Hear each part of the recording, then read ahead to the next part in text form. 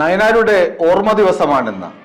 നയനാരുടെ പേര് പറഞ്ഞ് കവി ബാലേന്ദ്രൻ ചുള്ളിക്കാട് എന്നെ ശപിച്ചിട്ടുണ്ട്.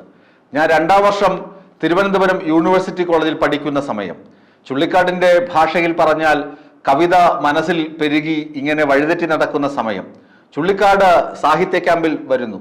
ഇന്നത്തെ കോൺഗ്രസ് നേതാവ് വിനോദ് അന്ന് SFIയുടെ യൂണിവേഴ്സിറ്റി യൂണിയൻ ചെയർമാനാണ്. ഞാൻ ഫ്രണ്ട് സീറ്റിലിരുന്ന് ചുള്ളിക്കാടിനോട് ഘോരഘോരം ചോദ്യങ്ങൾ ചോദിക്കുന്നു. ചുള്ളിക്കാട് ഇന്നേ വരെ എഴുതിയതിൽ ഏറ്റവും മോശപ്പെട്ട കവിത കലാകൗമുദിയിൽ എഴുതിയ സമയമായിരുന്നു. സാഹിത്യ സമ്മേളനം എന്നായിരുന്നു ആ കവിതയുടെ പേര്. ആനകൾ വിരണ്ടോടി, ആരൊക്കെയോ മാലയും പൊട്ടിച്ചോടി എന്നൊക്കെയാണ് ആ കവിതയുടെ വരികൾ. ആ കവിതയുടെ അർത്ഥം എന്താണ്? അത് കൂതറ കവിതയല്ലേ എന്നൊക്കെയാണ് എൻ്റെ ചോദ്യം.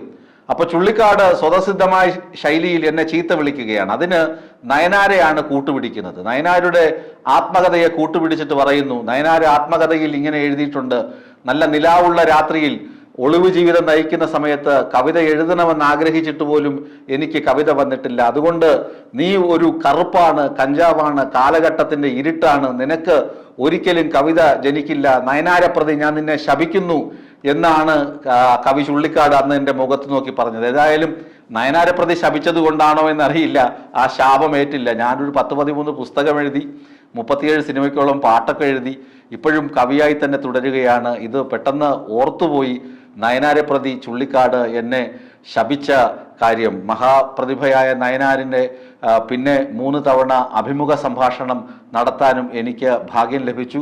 അതുപോലെ ചുള്ളിക്കാടിൽ നിന്ന് അവാർഡ് ഏറ്റുവാങ്ങാനുള്ള ഭാഗ്യവും പിറ്റേ വർഷം മുഹമ്മയിൽ വെച്ച്, സാഹിത്യ ക്യാമ്പിൽ വെച്ച് അതിനുള്ള ഭാഗ്യവും ലഭിച്ചിട്ടുണ്ട്. അതൊക്കെ പെട്ടെന്ന് ഓർത്തുപോയി, പെട്ടെന്ന് നിങ്ങളോട് പറയണമെന്ന് തോന്നി, അത്രമാത്രം.